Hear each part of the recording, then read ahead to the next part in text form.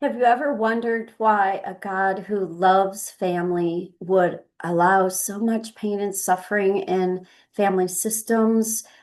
There's so much breakage in parent-child relationships, especially today, maybe always over the history of time. So we just got through Father's Day, and we got through Mother's Day. And of course, there are usually well-meaning sermons from the pulpit, from well-meaning pastors, from intact, functional families, telling about the joys of parenting and perhaps even giving a great exhortation on how to be a biblical mother or father.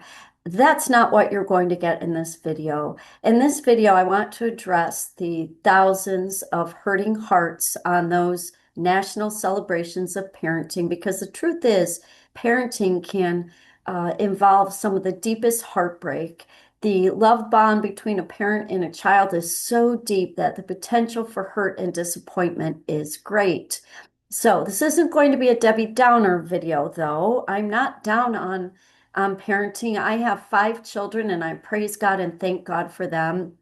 I'm here to tell you that they have shaped me in more ways that I have shaped them. But I want to address the people that I knew were in my congregation. There was a row of children who lost their father to death a couple years ago, and they are still reeling from that great loss. They hurt on Father's Day. I know there was a man there whose daughter is a prodigal, has left the Christian way. He is slowly trying to rebuild a relationship with her. He's had to woo her. It's shaky, it's fragile. I know that was a hard day for him. And then there are women who have never been able to bear children, and they probably don't even show up on that day. I know women who have suffered miscarriage after miscarriage. I know women who have carried babies full term and then had the baby die. I know women who had fully healthy children, one who was struck suddenly by a falling limb on a tree and was killed instantly at age 12. I know women who have lost young adult children tragically and suddenly. I know women who have given birth to children with such high special needs that they've never been able to verbalize one word, and yet their physical bodies continue to grow.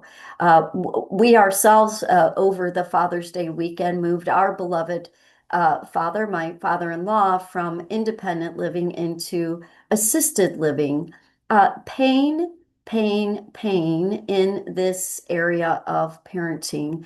Plenty of people in my generation are dealing with Alzheimer's in their parents, or perhaps their parents just made poor choices across a lifetime, and so they're saddled with their parents' financial instability or physical decline in ways that they never dreamed they would have to take care of their parents. So there's a lot of pain in this area. And what I'd like to highlight during this video is why this is the case, why you're not alone, and how do we accept the reality of pain in family relationships. So the first is, why is this so? If you look at in Genesis 3, you will see that God has placed a curse on childbearing. We know that Adam and Eve lived in perfection. They were created perfect. They had a strong bond with each other as well as with God.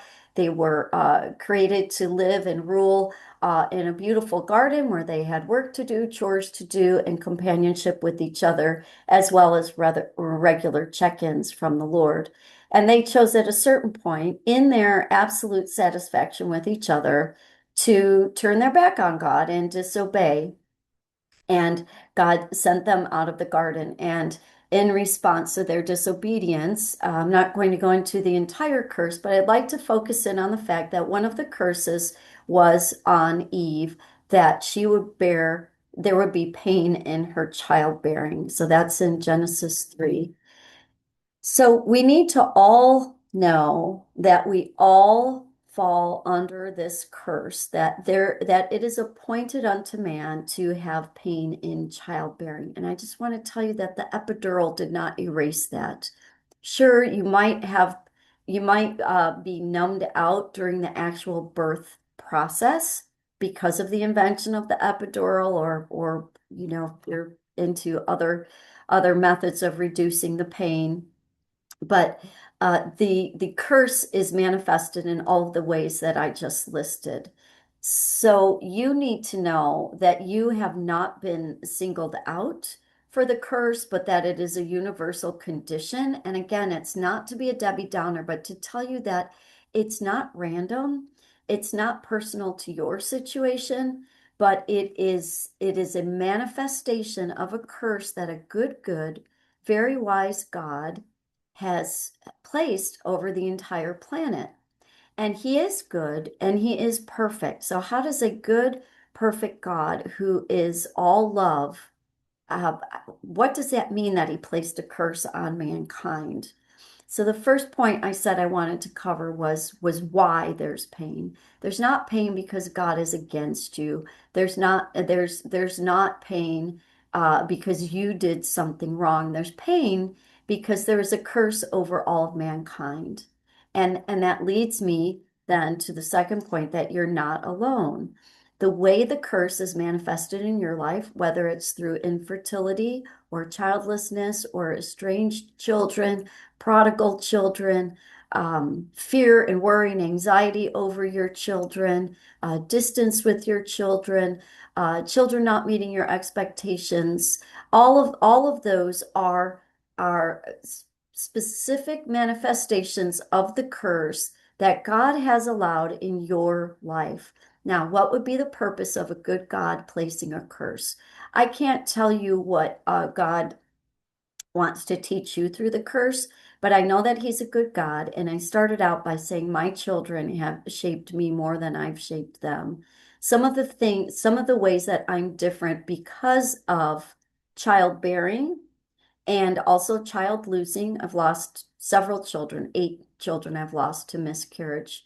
But through that pain and loss, and also some dark and scary times in our parenting years, I have become a more prayerful woman, a more humble woman. I have realized I don't have control over the free will of other humans, that God gave every single one of us free will, including my children. I have found out that I have a harsh voice that needs to be gentled. I have learned in deep, deep ways that the rule of love is what needs to govern all of my choices and decisions. I've learned to be grateful for children that want to be in my life. I have learned that I'm part of the problem if they don't want to be in my life. There are so, and on the worst of days, I have learned the heart of God, because God was a perfect parent, and yet his children rebelled. And that hurts God's heart. I used to think, oh, yeah, but he sent Jesus and everything was going to get fixed after he sent Jesus. No, the heart of God was broken when his children rebelled. And I understand that a little bit more because we've wrestled with rebellion on and off in our own children, as well as that feeling of I would give my life for you, and you're not wanting to receive what I have to give you. That puts me in the camp of sharing in the sufferings of God, sharing in the sense of, oh, now I get it. Now I get how great a love the Father has for his children. So, what I suggest for you is that what we do in a heart cleanse is something we call deconstructing pain. So, this is kind of a pain deconstruction assignment. It's a journaling assignment between you and the Lord, where you, first of all, go write out, journal before the Lord the way that pain is manifested in your father relationship, your relationship with your earthly father. So list out all the ways that you have been hurt by or failed by your earthly father, and bring that to the Lord, and then forgive your father in the presence of the Lord. You don't bring that to your father. You're not creating a list of wrongs. You are writing out a list of grievances because you want to then let them go. You want to let your father off the hook. You want to state it clearly before the Lord, and then in the presence of the Lord, forgive your father for all the ways that he wasn't the perfect father, because no father was the perfect father. And then to follow up on that, I want you to go before the Lord and list out all the traits, either internal or external, relational traits, personality traits that you received from your father. My father was largely absent. He was addicted to alcohol, but I did, as I worked through my daddy issues, I am able to thank the Lord that He gave me my father's love for people, my father's love for parties, my father's joyous nature. That came from my father, but I had to do the forgiving first.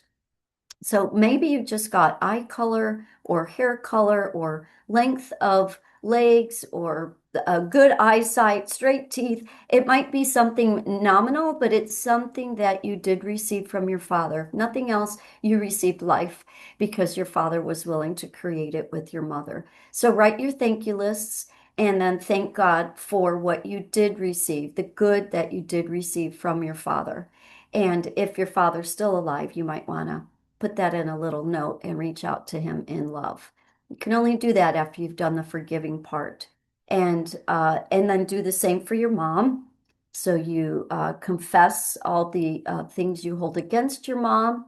And then in maturity of the Lord and the security of the Lord, you find things that you received from your mom that you can be thankful for. Thank the Lord, maybe reach out to her in grace and graciousness. A truly mature person will understand that no humans are perfect, and they will look for the good in that human. Philippians tells us to look for the good. These are ways of releasing ourselves, healing ourselves from the pain, naming it, releasing it, and then looking for the good, and then reaching out in love if either of those parents are still alive and available to you. I'm simplifying a lot of things here, but the last one is to write out the ways that the curse is currently manifested in your own relationship with children if you are a mother, or if you're not a mother, then in your childlessness. And just write it all out to the Lord, ways you've been disappointed, ways you felt ostracized, ways you've had your heart broken, things that you yearn for in your children, all the hard, write it all out. God knows it, and then tell the Lord about your pain, your sorrow, your disappointment, but tell him that you recognize that the curse could be played out worse in your life. If we compare with other people, we're going to think they don't have the curse in their life. They have a Hallmark family and we don't. But that's not the case. Everybody has aches and pains regarding childbearing. So recognize what yours are. Recognize that there is no perfect family. There are no perfect parents. There are no Hallmark families that don't have their share of heart and disappointment.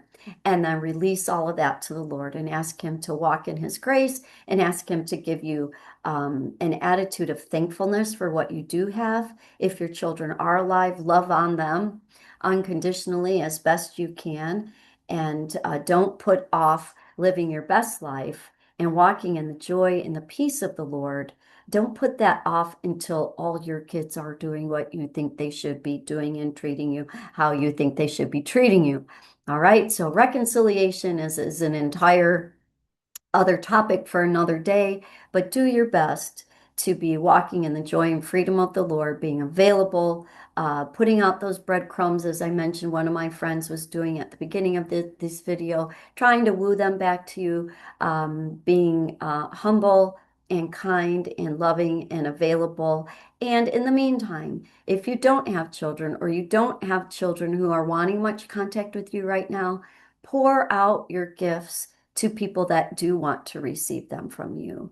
Um, there are some children who can't receive from their mothers what they could receive from you right now. So serve God, be thankful in all things, and I hope this has been a balm to you uh, this holiday season. These holidays, I'm always so glad when they're over with. God bless you. Walk in the joy and freedom of the Lord.